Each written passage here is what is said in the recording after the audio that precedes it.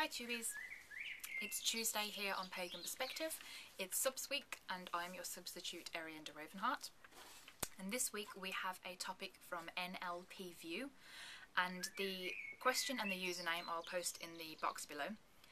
And this week we are talking about psychic gifts, whether we think they are natural or whether that is something learned. And the second part of the question is in relation to constant deja vu and whether we think that has any significance. So, the idea of psychic gifts then, I do believe it's half and half.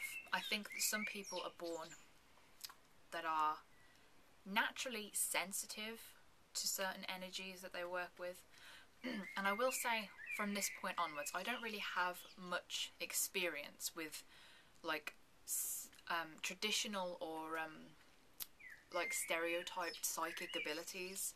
So the idea of, you know, knowing things intuitively about a person without having been given that information, and, you know, like, being able to pick up aspects of a person's life without having a conversation, that sort of thing. Things that I would typically associate with psychic abilities. I don't really have much experience of that, so I can't really give an opinion as to whether I think they're natural or learned or whatever. But I believe that some people are a lot more sensitive to that, and I associate empathy with psychic abilities because I believe that, you know, empathy is a not too distant cousin of what is traditionally thought of as psychic abilities that I previously mentioned. So I do think that a lot of people are naturally sensitive to that. I don't think that I was naturally sensitive to that growing up. I wasn't really good on reading people's personalities and being a good judge of character, and you know, knowing people's mood and therefore gauging, like, suitable topic of conversation, like that sort of thing. I was often prone to saying insensitive things, like at the wrong time, to the wrong person, that kind of thing. However, I do think I'm better at that now. I'm a lot better at, you know, judging a person's personality and knowing whether or not I'm going to get on with that person, and also to suss out a person's mood and that sort of thing.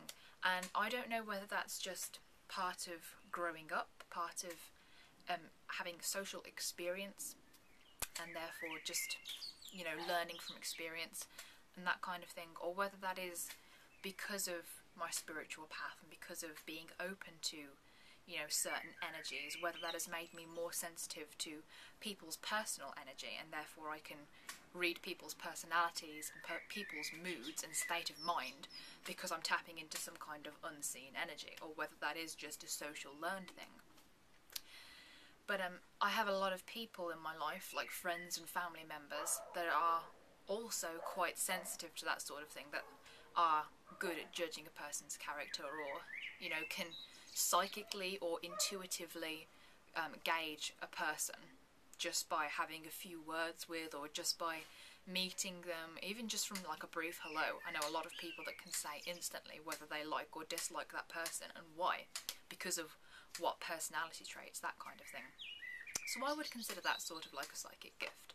However, the actual topic that was sent in to us was very specific in relation to this person's sister, and that she has been showing, like, these traditional psychic abilities and being able to tell you things about a person without having met them, just by hearing that person's name.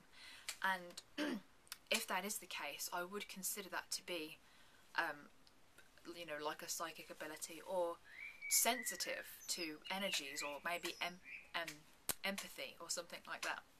So I do, obviously, because she isn't interested in this kind of spirituality, or isn't really looking into a certain kind of path, and therefore that is obviously some kind of natural gift or natural talent that she has.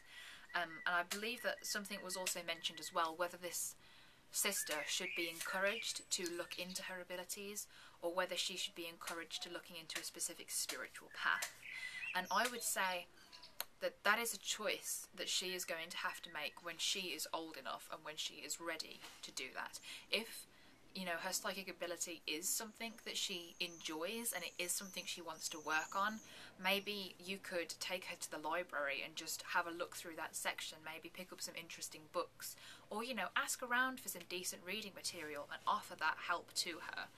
As for trying to guide her in a specific religious or spiritual direction, they aren't necessarily linked. What I would consider to be psychic gifts or psychic abilities, they aren't necessarily linked to any kind of religion or spiritual path. So I think it's a bit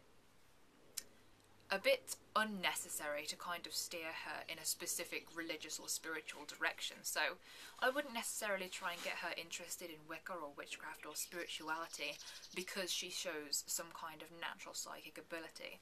I would just start with the psychic talents if that's what she's interested in.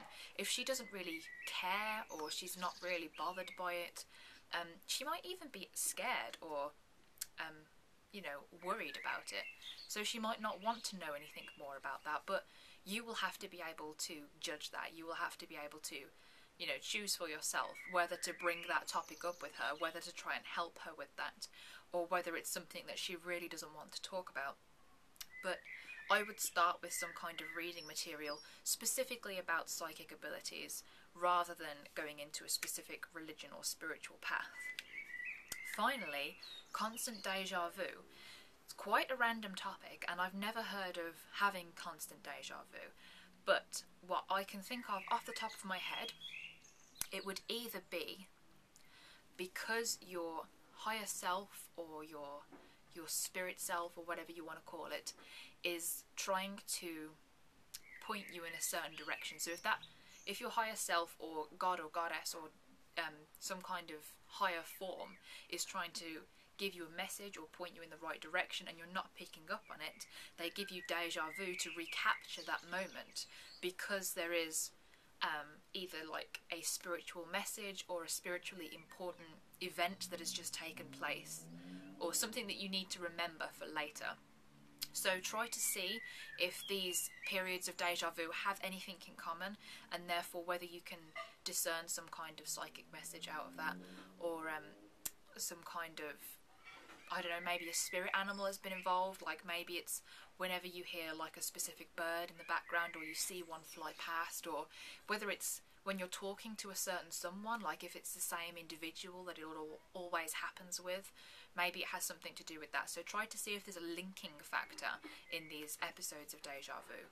And also, if you really can't think of anything else that it might be linked to, try to do some kind of meditation where you speak to your higher self or your spirit guide or something like that, and ask that, you know, meditation form, whatever it takes, that visualization, ask that why it's been giving you deja vu, why you've been experiencing that, or just generally have some quiet time, do some journaling, do some dream journaling, that sort of thing, and see whether you can find out a message for yourself. Generally, if you've got something going on like that, it is a message of spirit, and therefore you have to really listen to yourself and look inwardly rather than asking other people what that might mean. So look inward and try to find out for yourself if you feel personally that that is significant to you.